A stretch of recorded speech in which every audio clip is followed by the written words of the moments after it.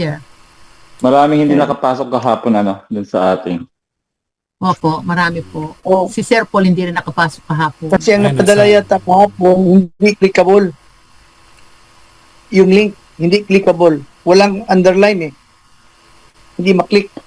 Ako hindi ko siya nga. maklik. So, yun po, ano po mga gusto ninyong malaman sa Dubai? Anong mga gusto ninyong malaman sa Dubai?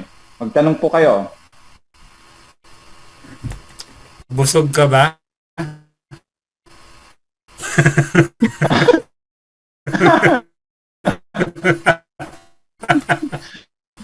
Tumaba nga ako ng 3 kilo. Grabe naman yun. Imagine nyo po amin doon yun lang po. Pero lahat po ng hotel, ha? Hindi, nandito na ako, nakabalik na ako sa Italy, sir eh. Tapos na. Oo, nakabalik na kami ka. Ayan, so yun po, sa tagal ko nga po na nagne-network, lagi ko naman sinasabi sa inyo, 31 years na ako sa ganitong larangan ng business. Pero marami rin akong napuntahan na mga event. May event din tayo dati sa C1, kung matatandaan nyo, 8 kami sa team ko na pumunta rin ng Dubai way back 2021. Pero doon po kasi ay gastos namin lahat. Galing lahat sa bulsa namin, yung eroplano, yung hotel, yung pag-iikot doon, lahat. Pero this time, dito sa Stratify, ay sinagot nila lahat. As in, lahat talaga sinagot. Yung aming hotel, 5-star hotel po yan, nasa tapat po yan ng office natin. Alabtor Hotel. Then, yung aming pagkain doon, lahat buffet. Buffet po yan. Breakfast, lunch, dinner, buffet po yan. Kaya nga nanaba kami lahat. Nanaba kami lahat. Si Sir Anton, sabi niya, bumigat daw siya ng more than 3 kilos. Imagine that, kasi malalakas kami kumain. Malalaki kami mga tao eh. Kaya malalakas kami kumain. Ayan, then yung eroplano, yan, i-reimburse din po nila yung aming pinambili ng ticket. Kung kaya sabi ko, ngayon ako nakaranas ng ganito na lahat ay sinagot na ng company, yung aming biyahe doon. Tapos, makikita mo pa yung founder ng Tag Market, ng Stratify. Ang hindi lang namin nakita si Sir Erwin kasi that time kasi marami daw siyang lakad kasi nakaprograma sana si Sir Erwin. Isa po yan doon sa Sonic naman. Sila ni Dada. Hindi ko lang alam kung si Sir Erwin, si Sir Dada ay isa, So, yun lang po yung hindi natuloy na appointment namin. Pero pagdating kay Sir Kenny, yan na kaupuan namin yan, lalo si Sir Nick, yung second day, talagang yung 22, yung sinasabi niya Sir Anton kahapon, 22 questions yung dala niya. Noong unang meeting namin, kasi 2 meeting yun sa office, yung unang meeting namin, dahil ang magsasalita ay si Sir Nick, yung founder natin ng Tag Market, kinuha lahat ng cellphone namin. Kasi confidential po yung mga sinabi niya doon. Hindi pwedeng hindi pwedeng Kasi nga tungkol po yun doon sa Tag Market mo yung mga sekreto. Hindi po pwedeng i-video. So, ang problema nung Sir Nick, sinabi niyo yung pinanggalingan niya, paano siya nakapasok sa Tag Market, etc. etc. Then question na sir na problema yung 22 questions nandun sa cellphone ni Sir Anton. Ay wala kami mga cellphone.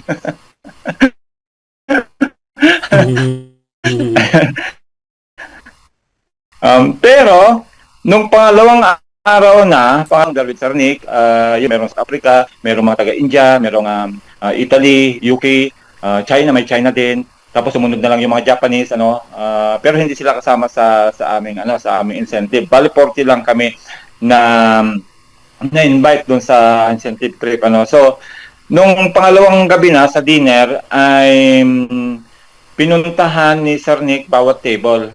Bawat table kung saan yung by group po 'yan. At ang pinakahuli na pinuntahan niya ay doon sa table namin, Filipino community sa table namin, At yun na, naka-ready yung 22 questions ni Sir Anton sa cellphone niya. Actually, Dahil nga medyo late na yun nung dumating sa amin kasi ayaw siyang bitawan nung ibang ang tagal niya doon sa ibang team, lalo sa India, siguro may isang oras niya doon na talagang ayaw bitawan. Tapos picture taking pa, syempre sabik lahat na makipicture taking sa ating founder, Then yung 22 questions na yun, dahil medyo late na sa mag-11 na ng gabi sa Dubai time, siya na mismo nagbasa. Siya na nagbasa nung sa question ni Sir Anton sa cellphone niya. Kaya nga sabi ni Sir Anton, diba, ita-translate niya sa Tagalog. Lahat ng 22 questions doon na tinanong ng mga membro natin, ng mga leaders natin nandoon sa cellphone. At ginawa naman namin ni Ma'am Connie, binidyo namin habang binabasa ni Sir Nick, sinasagot na rin niya, binibidyo naman namin. Kaya may video ako, may video rin si Ma'am Connie. So, lately siguro papanood natin yan. Pero hindi natin i-YouTube kasi po yun, siyempre medyo confidential. So, yun. Napakagwapo. Pag nakita niya Sir Nick, napakagwapo, napakatangkad. Tapos batang-bata pa, grabe, Si Sir Anton nga, 6'2 na. 6'2 na Mas bata. Yun po, napaka-humble po nila. Yung pagsalubong pa lang namin, pagdating pa lang namin sa hotel, di ba yung pinakita ko sa inyo, naka-ready na doon sa aming kama, yung isang box na ganyan na may nakasulat na polo. Tapos meron pang iba, meron pang Dubai chocolate, nakalagay din, stratified din doon sa box ng chocolate. Kaya nakakatuwa. Plus meron pang balon, may balon doon na nandun na yung aming schedule ng event sa baba noon, yung nasa baba ng balon na yun, schedule namin. Then doon sa monitor sa television, winelcome din ako. Siyempre ako lang po yung winelcome doon dahil siyempre +1 nga, si Sunil nga kasama ko. Kami lang po yung recognize nila na leader na talagang kinikilala nilang leader ng Filipino community. Nakalagay po doon sa monitor sa TV, welcome, tapos nandun pa yung pag-welcome ng pinaka general manager ng hotel. Kaya sabi ko, hindi pa ako nakaranas ng ganitong experience. Napakasaya talaga, hindi maipaliwanag yung kasiyahan namin, Bukod sa napaka-humble nila, hindi sila yung talagang down to earth po sila. Although sila ay mga billionaire, pero wala lang, parang normal lang sila ng mga tao pag nakita niyo sila. Kaya nga ito yung good news, sabi ni Sir Kenny doon sa aming training, hindi ito yung huling time na magbibigay kami ng incentive trip. Magbibigay uli kami ng mga incentive trip uli. Siyempre yan ay yung mga makakaabot ng CPA, kagaya ng naabot namin. Then yun yung aabangan natin kung kailan at kung anong buwan yung dapat na ma-qualified ka doon. So yun yung abangan nyo, doon kayo humataw para maranasan nyo yung naranasan namin. Once in a lifetime, babayaran lahat ng company ng biyahe mo. Kaya, yun po, ang isang good news pa ho, yun ay galing kay Sir Kenny yun, yung sinabi niyang hindi ito yung last na magbibigay kami ng incentive trip. Hindi, may mga susunod pa. At ang galing naman kay Sir Nick, yung founder ng Tag Market, as of now, we are the top 15 broker sa buong mundo. Top 15 na po tayong broker sa buong mundo. And they are aiming to become number 1 broker by the end of this year. Kasi nakikita nila yung galaw ng network natin, napakabilis. Hindi rin sila makapaniwala na ganun kabilis yung ating paglago, yung pagdami natin, So yung top 1 pala, ang top 1 ngayon na broker, nabanggit yung pangalan pero hindi ko na lang naisulat, ang bilis kasi nung magsalita sila eh. Meron po siyang $2.5 trillion trading capital. Yun po yung tinitrade nung number 1. And we are aiming to reach the $3 trillion before the end of this year. At pag na-reach po natin yon, will be the number 1. Imagine that, pag naabot natin yon. Ngayon, ang tanungan namin sa inyong lahat, sa ating lahat na nandito sa webinar, nasaan ka kaya, pagdating natin ng number 1? Nasaan yung account mo yung account mo sa Stratify, sa Tag Market, pagdating natin ng number 1. Guys, napakalaki pa ng market natin. Kayang-kaya nyo actually makuha ang CPA.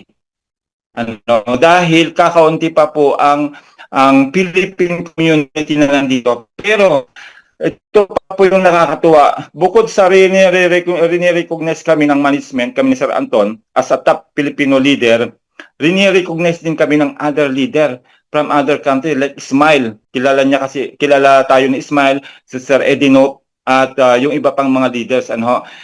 Rini-recognize din tayo na Pilipino na once na nagising ang Pilipino pagdating sa networking, alam nila na tayo ang magiging number 1. Tandaan nyo po yan. Kasi nga, nagawa natin yan during the C1 time. Na tayo po ang number 1, sumunod ang Africa. At yun yung inaantay nila. Kaya kami ngayon ay napakasipag namin talagang i-share yung business. Kasi gusto namin maraming makapasok dito sa Tag Market. Maraming sa napakagandang opportunity na ito. Na napakadali pong sumali. Actually, $10 pwede ka na pwede ka nang yumaman sa $10. Bakit ko nasasabi na $10 pwede ka nang yumaman? Kasi yung ating grand upline na si Ma'am Janet Torres, $10 lang talaga ang dinagay niya. At kumikita po yan si Ma'am Janet ngayon, si Ma'am Janet Torres, kasi ako po ang nagwi-withdraw na income niya. Hindi po bababa ng $10,000 a month. Imagine that, magkano yung $10,000 a month? That is 600,000 pesos. $10 lang ang kapital niya. So ibig sabihin pala, pag sinipagan mong i-network, sinipagan mong i-share yung business na ito, kahit maliit lang yung kapital mo, basta na kuha mo yung requirement na 10 level debt, 100 na investment mo, tapos 10 direct na maglalagay ng tigwa 100, nakaprograma ka na sa 10 level debt profit sharing lot commission. Kagaya ngayon, congratulations, sumating na po yung sweldo natin, kumita uli ako ng more than $500. Imagine that. $500 dumating ngayong araw na ito, wala naman akong ginawa. Nag-share lang ako, nagpo-post lang ako ng mga i-upload sa Facebook, sa YouTube, pero dumating na naman yung sweldo. Nakita niyo po? So yung $10 ninyo pwedeng mapalaki. So ang nangyari po yung sa $10, para magkaroon kayo ng idea, siyempre nag-network po yon. Nag-network, ibig sabihin, meron ng tao sa baba ni Ma'am JT, kasama ako, team ko, Team Sir Paul, Sir Anton, Ma'am Gloria at iba pang team. Pero hindi po ginalaw kasi yun ni Ma'am JT for the past 6 months. Naglagay lang doon, nagposisyon lang siya, pero wala siyang ginawa for the past 6 months. Nagtanong lang siya sa akin ano nang nangyayari sa Tag Market. So that's the time na sabi ko, tignan natin ma'am yung account ko, kasi that time alam ko na lahat yung pasikot-sikot sa Tag Market, yung ating compensation plan, alam ko na kung paano ipaliwanag, paano makuha yung 10 level de profit sharing lot commission, CPA na yan. So sinabi ko sa kanya, ay nung binuksan namin yung account niya, sa $10 na linagay niya, after 6 months na wala siyang ginawa, nagulat ako dahil may pumasok ng less than $1,000. Through network po yan na, network dun sa member, sa baba. Then sabi ko sa kanya, ma'am, ganito. Kasi ang nakuha lang po niya lot commission. Wala po siyang nakuha ang profit sharing kasi ang requirement ng profit sharing that time is 250 ang requirement. $10 lang yung sa kanya. Tapos nung binabaan nila yon, $100 na lang, pero kailangan naman ng 10 direct na tigwa 100. Nakuha na niya po yung 10 direct, nakita ko yung direct niya, 69 na po yung direct niya, at may mga naglagay na doon tigwa 100, may higit pa yung iba, pero hindi pa rin siya nakakuha ng profit sharing. Bakit $10 yung capital niya?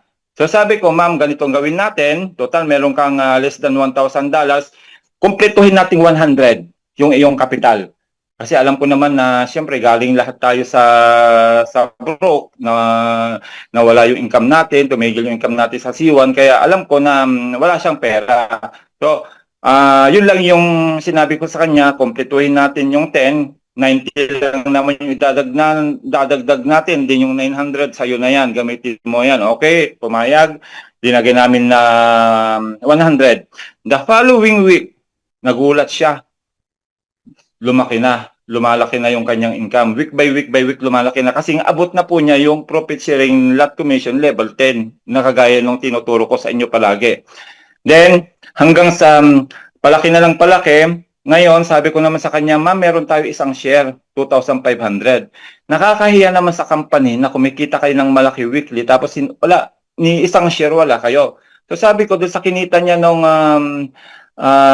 May kasi naabot niya ang 3.5% dahil sa amin ni Sir Anton, dahil sa kami ang nagbabanggaan sir yung team mo sir Paul, tsaka team ko, kami yung nagbabanggaan. Kaya, lagi niyang nakukuha. Kung nakukuha namin ni Sir Anton yung 2%, nakukuha niyang 3.5%. Ano? Dahil nga doon sa production namin ni Sir Anton. Okay? So, nakuha niyang 3.5% nung May. Kumita yan ng more than $5,000 first week of June. Kaya sabi ko, ma'am, kompletuhin na natin yung share mo, yung 2.5. Okay, pumayag. O, sige, ilagay na natin 2.5 para wala naman masabi yung company. O, nung may lagay namin yon, then, bukod sa kumikita na yung 2.5 niya ng daily profit, Monday to Friday, hindi lang yung 2.5 kasi meron din po yung, meron din full share. Yung full share po kasi natin ng Sonic full share at saka yung Stratify full share, hindi po yun napipi out, hindi po yun nakukuha as a cash, kundi ilalagay mo yon to another MT5 account. So, another dagdag yung sa kanya kasi ang CP 3.5% may 8 shares po yon. Additional pa po yun. Bukod sa 2.5 niya, may additional pa po siyang MT5. Bali, tatlo na kasi yung MT5 Dalawa yung ginawa ko, tapos yung full share, pangatlo. So, nasa ano na po yan, mga siguro, nasa kulang-kulang 4,000 na ang kapital niya. Kasama nung, yung ano nga. Then, yung nga, ngayon ay hindi na po bumababa ng 1,000. Actually, nung last week, 1.5 ang kinita niya. Basta hindi na po siya bababa ng $1,000 a week. Then, hindi na rin po bababa ng $5,000 a month yung kinikita niya sa kanyang CPA. So, that means, more than $10,000 ang kinikita niya kasi kasama pa po yung kanyang daily profit. Sobra-sobra pa po yan sa $10,000. O imagine nyo po yun. From $10, tinuruan ko lang siya kung paano kuhanin ang profit sharing lot commission level 10, kumikita siya ngayon ng more than $10 a month. 600,000 pesos. O di ba? Ang bilis maging milyonaryo. 2 months millionaire na siya. Actually, millionaire na siya ngayon dahil nga ilang milyon na yung kinita niya mula nung mula nung kumikita yung kaya $10 niya. So yun po yung napakagandang nangyari. Kaya mga kapatid, marami akong kwento. Actually, marami kaming kwento, marami kaming baon, pero pinupost ko na lang po diyan yung mga in-interview ko ng mga leader. Unti-unti ko pong ina-upload diyan sa aking YouTube. Puntan niyo lang po yung aking YouTube channel. Team Spartans International at nandyan lahat ng update na para masundan nyo po. Then yung nga po, sa $10 po na initial capital, pwede palang mabago ang buhay natin.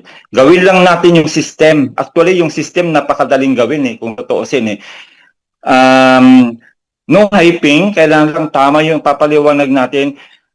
Oo, naiintindihan ko yung iba na parang naiinip sila na kumita kagad ng malaki Sir Paul. Gusto kasi nila kung ano yung narating namin ay marating na nila kagad. Pero hindi po kasi ganon. It takes time po yan. Medyo mahaba rin po yung training, yung sacrifice na ginawa namin kung paano namin narating yung ngayon. Maging patient lang po tayo na may gagawin everyday, call, invite, share. Nandito po kami. Wala kayong magiging problema. Nandito kami. Kompleto po yung tools na gagamitin ninyo. Nandito kami para kayo ay tulungan, kayo ay gabayan hanggang sa marating nyo rin po yung gusto nyong marating sa Tag Market and Stratify. Yun lang po. Until next time ulit. Kasi medyo marami tayong kwento kaya medyo mapapahaba tayo. Doon lang muna tayo at marami pa pong mga susunod na mga update. Yun lang po, Sir Paul. Ma'am Gloria, back to you po. Thank you, Coach Eddie. That's very inspiring, no? At least meron tayong insight on what the company is doing. They are willing to answer questions during that event in Dubai. Very transparent, no? And thank you din sa information ni Coach Ed kung paano natin ma-achieve yan. Yung mga incentives na yan, and also kung ano he was honest enough to say kung ano yung dapat natin gawin para ma-achieve din natin yung income na kinikita ng mga top earners